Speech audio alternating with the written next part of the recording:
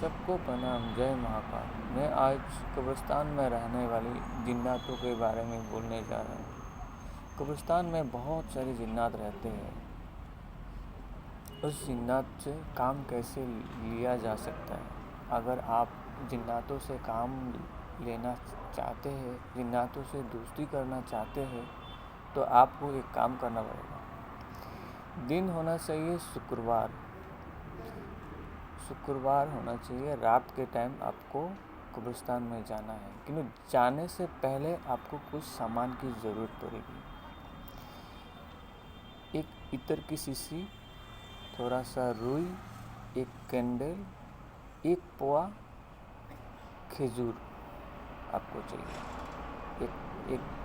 एक पेपर भी चाहिए आपको। इस सामान को पेपर में डालकर आपको कब्रिस्तान में जाना है। साथ में एक कैंडल भी ले जाना। कब्रिस्तान में जाकर अब एक अच्छी जगह देखिए जहाँ कोई गंदगी ना हो। वहाँ पर जाकर आपको उस पेपर को खोलना है। उस कैंडल को आप जला दीजिए। साथ में एक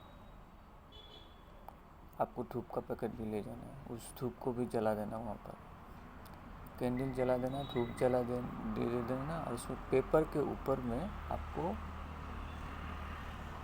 वो प्लास्टिक का थाली मिलता है ना, आपको वो एक ले जाना है। उस थाली के ऊपर में उस धूप को लगाना है आपको। इत्र की शीशी को आप खोल दीजिए, उस रुई में थोड़ा सा लगा दीजिए।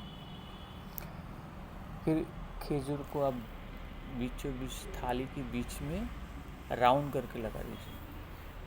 और इत्र की वो जो रुई है उसमें इत्र लगा करके बीच में आप रख दीजिए।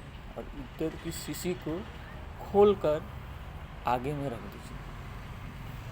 वो गिरना ना पाए, खुला रहे, ढक्कन खुला रहेगा। वो लगा करके फिर आप कब्रिस्तान में रहने वाले सभी जिन्नातों को प्रणाम करना है। प्रणाम या सलाम बोल सकते हैं आप। उनसे आग्रह कीजिए कि मैं आपसे दोस्ती करना चाहता हूँ, मुझे आशीर्वाद दीजिए और मुझे दर्शन दीजिए।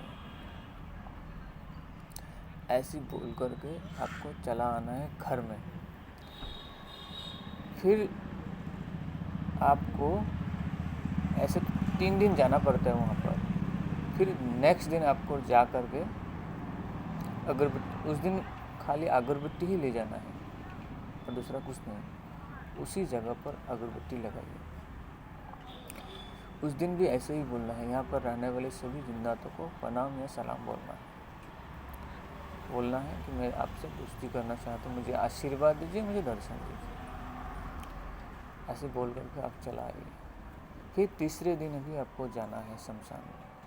उस दिन भी अगरबत्ती जला दीजिए और सभी शक्तियों को प्रणाम कीजिए और बोलिए।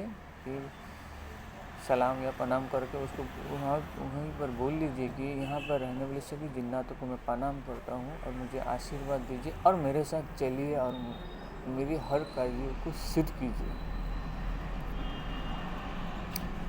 ऐसे बोल के सभी शक्तियों को प्रणाम कीजिए। वो जो इत्र की शीशी है उसमें इत्र रहेगा थोड़ा सा, आपको वो इत्र की शीशी में ढक्कन लगा दीजिए। लगा करके वो शीशी ले आइए। जब भी आप जिन्नातों से कुछ काम लेना चाहते हैं तब रूम पाक साफ होना चाहिए। उस थोड़ा सा रुई में उस इत्र को अपने शरीर में लगा दीजिए। शरीर कपड़े में थोड़ा थोड़ा लगा दीजिए।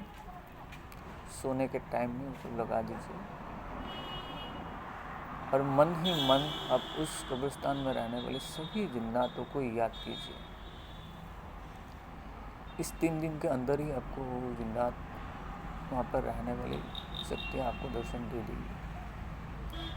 आपकी ऊर्जा अगर बहुत ही ज़्यादा है तो आपसे बात भी करेंगे 3 दिन के अंदर ही अंदर। उस इत्र को लगा करके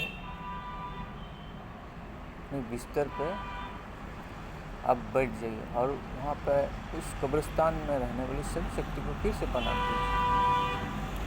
अगर आप उनसे कुछ काम लेना चाहते हो या कुछ जानना चाहते हो, मन ही मन उनसे आग्रह कीजिए उस चीज़ के बारे में जानने के लिए। रात को ही आपको जो भी आप जानना चाहते हो उसकी जानकारी आपको मिल जाएगी। मगर उस जिन्नातों की शक्ति आपके साथ हमेशा रहेंगी। बीच बीच में शुक्रवार होना चाहिए, रात को बीच बीच में आपको कब्रिस्तान में सेम भोग लगाना पड़ेगा, तभी जाकर सभी शक्तियों से आप काम ले पाएंगे, उनसे बात कर पाएंगे। सभी जिन्नातों से आप देख भी पाएंगे उन लोगों को, धीरे धीरे आपको दिखाई भी देगी, आपके सामने भी आ जाएगी। जिन्नातों को कभी गुलाम नहीं समझना चाहिए, उनसे आप आराम से दोस्ती कीजिए, तभी जाकर वो पसंद रहता है। वो गुलाम बनना बिल्कुल पसंद नहीं करता है, क्योंकि वो बहुत बड़ी शक्तियाँ हैं। आपको बहुत कुछ दे सकती है, क्योंकि उसके पास उन लोगों के पास बहुत सारी पावर होती है। आपको सिखा भी सकती है, अगर आप कुछ सीखना चाहते हो तो सिखा भी दे, किसी के बारे में जानना चाहते हो तो आपको बता दें। इन जिन्नातों से कभी आप बुरा काम मत कीजिए, अच्छा काम कीजिए, वो सभी जिन्नात आप पर हमेशा खुश रहेंगे। अगर बहुत ज़्यादा उस परेशानी में आप घिर गए हैं, कभी अगर ऐसा काम करना पड़े तो उनसे पहले आप जिन्नातों से पहले आप बात कीजिए, वो बोल देंगी उस काम को कैसे हम लोग करें, वो समझा देंगे आपको। यही मेरा कहना है। सबको प्रणाम। जय महाकाल।